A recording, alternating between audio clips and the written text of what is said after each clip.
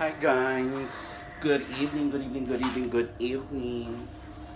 Ayan, nandito tayo sa kitchen ngayon and day off natin ngayon. And gabi na actually, alas 9 na yata.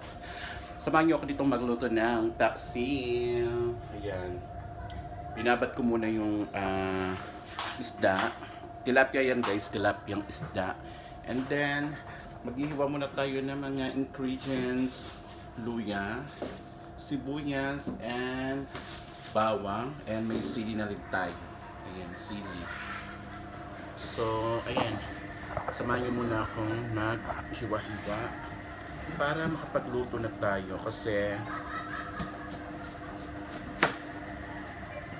pang dinner na rin, and yung ibabaon ko bukas para hindi na tayo gumangon ng maaga bukas para lang magluto. Para rice na lang ang lulutuin natin bukas ng umaga. Diba?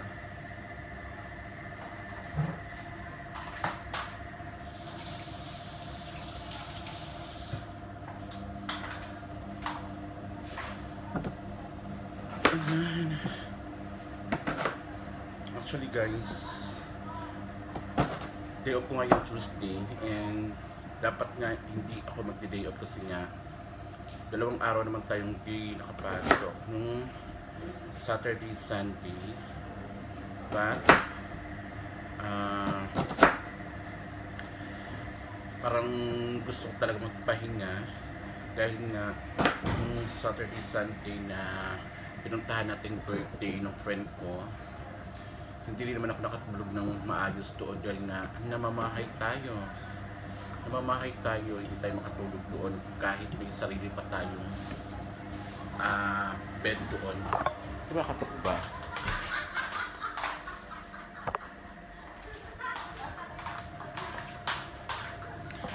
Ayun. Kaya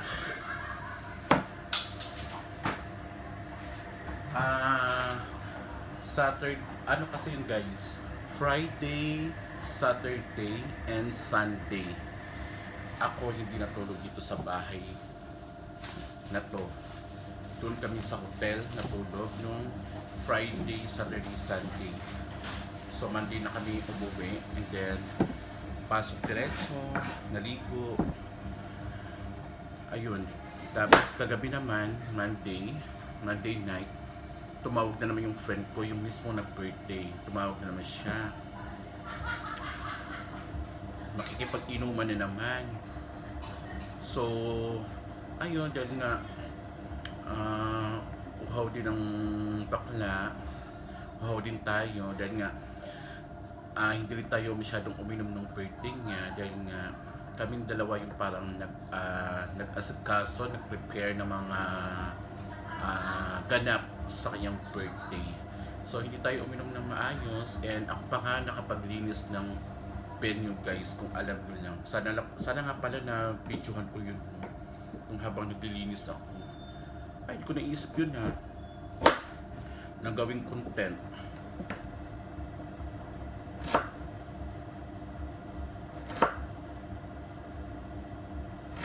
Hindi ko naisip yun.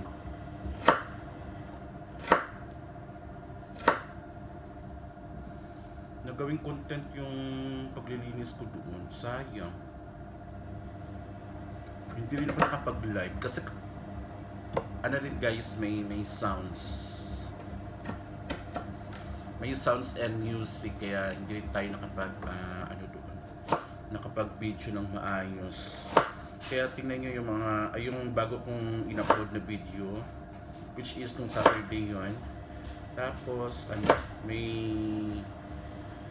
nasa labas na ako ng balcony. Ayan, papasok ako ng loob ng bahay, ng loob ng hotel, I mean.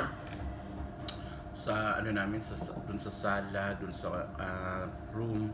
Rinig na rinig yung sounds kasi malakas yung sounds namin doon.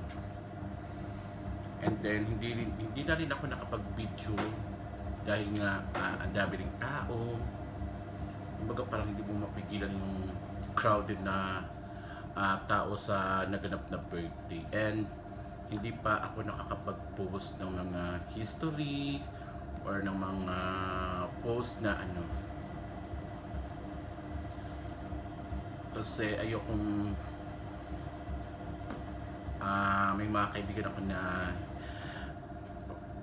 hindi na active yung closeness and ano namin, pero as much as possible ayoko na ng gulo. So na naman nahibig, guys. Okay na sapat na sa akin yung at least may kaibigan ka na hanggang 3 na lang siguro, ganyan, 2. Pero yun nga, huwag mong ibibigay yung buo yung tiwala mo, kasi hindi mo alam ang magiging takbo ng pagiging pagkaibigan ninyo kung lahat ng pagtitiwala ibibigay mo. Huwag mong ubusin yung tiwala mo na ibigay sa kaibigan. Kasi in the end of the day pala, na-realize ko na wala kang ibang matatakbuhan or wala kang ibang masasandalan kundi sarili mo lang. Kaya ayun, nakakapagod lang magtiwala. So yun guys, mamaya ulit ipapakita ko sa inyo kung paano natin lutuin ang ating paksiw. And then nagsaing na rin pala ako ni Chen na yung rice cooker. Ito yung itim na yan na rice cooker yan. So mamaya ulit guys, para ipapakita ko rin sa inyo paano tayo magluto ng paksiw. Bye bye! So yan na guys, ilagay na natin yung mga ingredients. Ayan, bawang,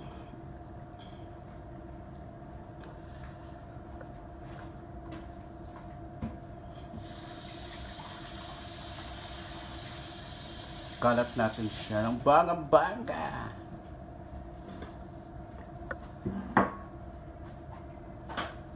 Tapos sibuyas. Daming sibuyas guys.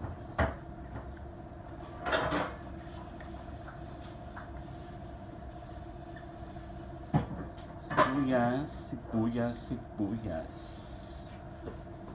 Lulod natin siya sa sibuyas ng marami.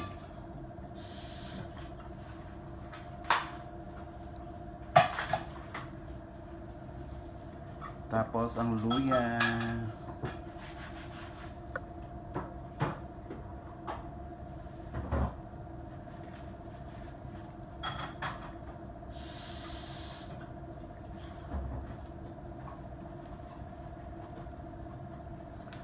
At ang sili. God.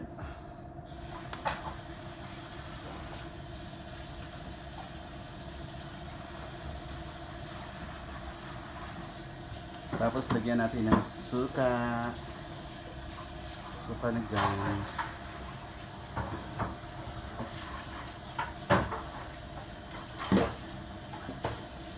Ayan. Ayan, so lagyan natin ng cooking water. Konting water yan. Kalahating ano lang yan guys, baso. Tapos lagyan natin ng asin. Asin. Lagyan natin ng konting asin. Ayan.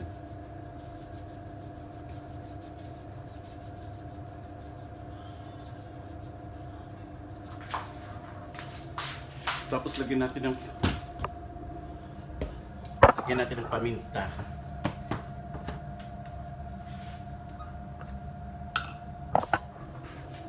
Pamintang durog. God.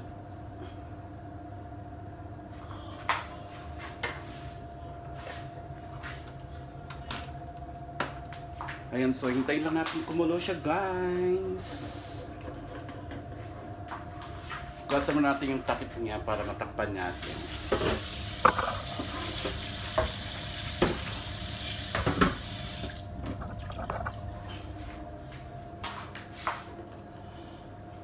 Ayan, so hintayin na lang natin siguro mga 10 minutes para maluto natin yung ating isda. 10 minutes ba? Tama ba 10 minutes lang?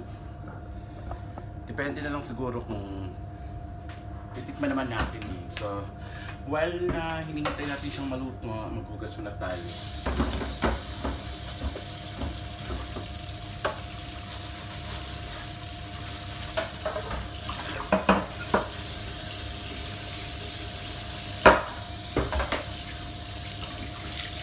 So ayan guys, may ano na tayo, may pang-ulam na tayo bukas. And gutom na ako. Kasi ba naman guys, gusto yung lunch ko kanina parang tikim-tikim lang nakain.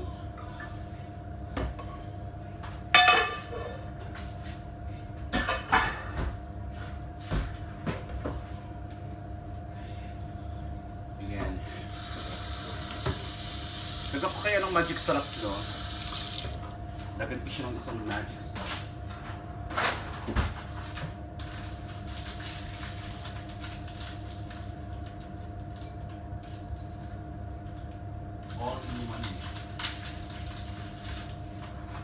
Lagyan ko na lang yung isang magic sarap para bongga na.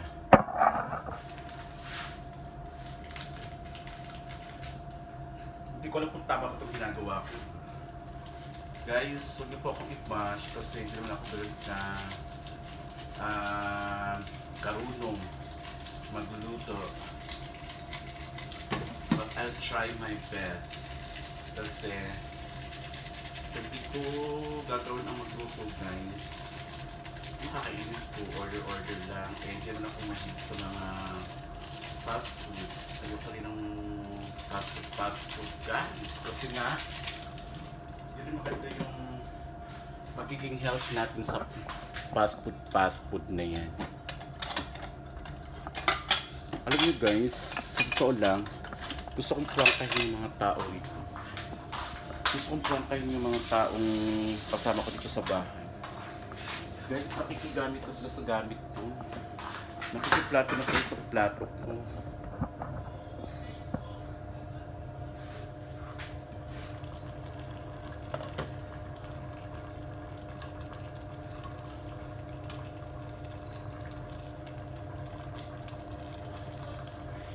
Tikman ko kaya. Kasi hindi talaga ako marunong magluto guys.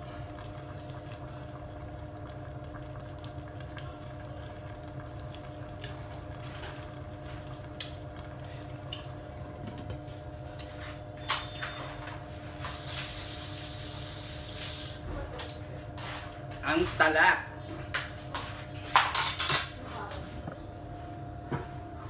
Sarap guys. Okay yung timpla niya. Tama yung timpla niya. So ibalik na natin itong mga gamit natin sa room. Kanya-kanya kasi kami gamit ito guys. Like mantika, tawag niyan mga ganito guys. Mantika, toyo, bawang, luya.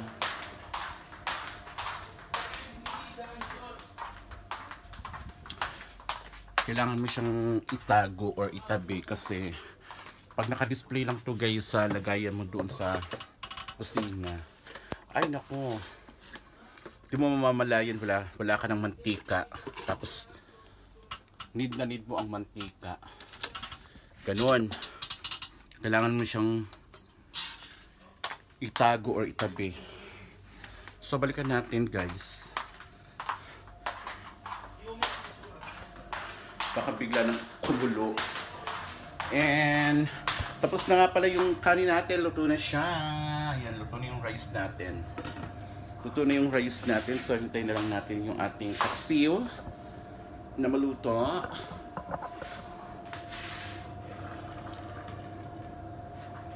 Pero perfect na siya. Perfect siya sa lasa.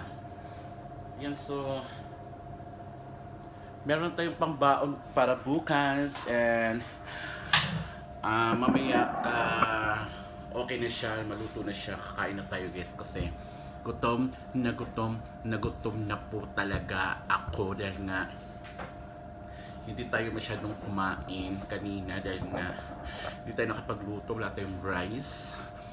And naki-rice lang din ako. Tapos,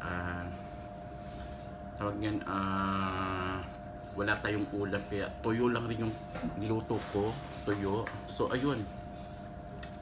So, mamaya ulit guys, huwag kayong mawawala dyan, okay? So, ayan na guys, luto na yung ating paksiw. Ayan, sasadok na tayo and meron na rin tayong rice. Diba, bongga? So, ayan na guys. Kakain na tayo and meron na rin akong pang-ulam para bukas. So, ayan. Ito pa pala nalagyan ng ng mga ingredients yung aking babaunin.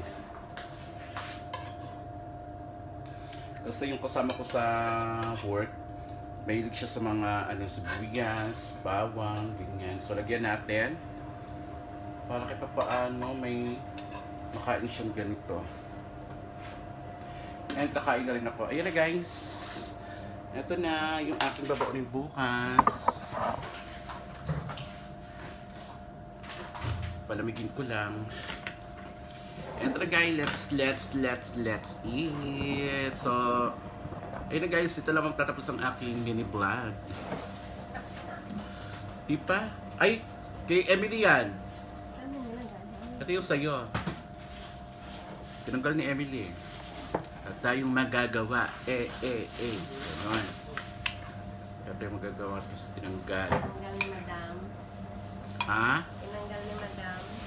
Tinanggal. Di kayo nga ba sinabihan? Hindi ba kami bati niya? Ha? Kami bati niya. Eh bakit? Ano nangyari? Madam perfect. Ha? Madam perfect. Ay? Sorry. Kailan pa? 1 week na. Ito ba?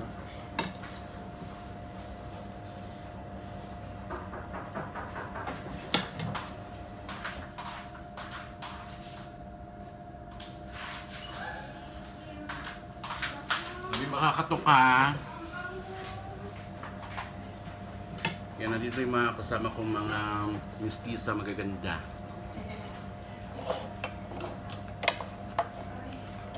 Kakaloka yung mga kasama ko. Hindi pala nagpapansinan.